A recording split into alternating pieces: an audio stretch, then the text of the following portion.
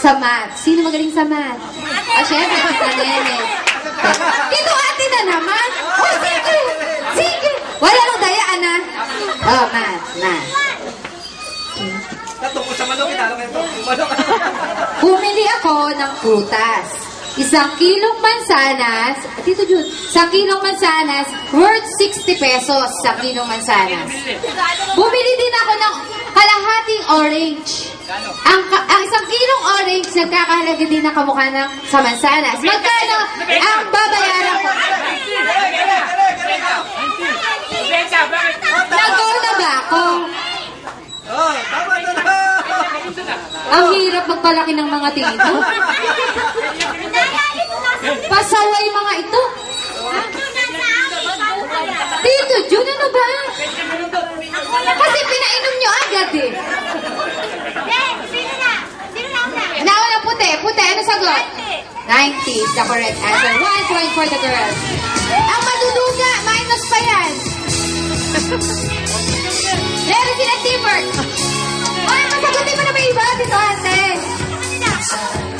So, ang sagot 90, tama yan. Ang next question ko, tungkol sa mga kanta, music, song.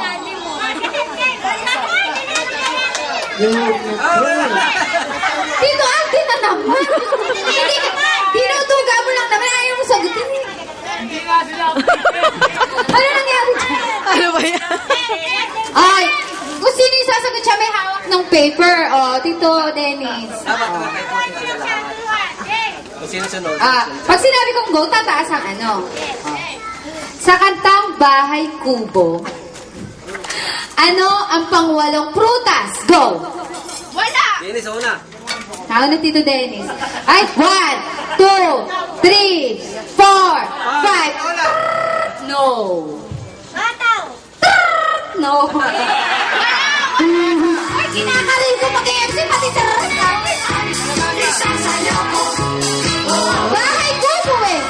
Bahay kubo, kahit munti, ang halaman doon ay sari-sari. Singkamas at talong, sigarilyas at mani, sitaw, bataw, patani.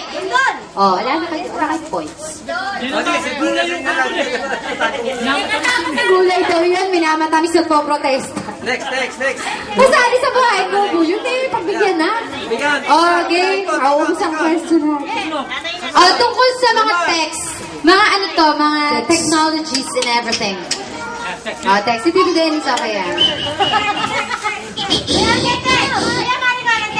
Mga text, hindi naman tungkol sa mga cellphone or mga ano, sa messages, bigyan ko na kayo ng clue, messages sa cellphone.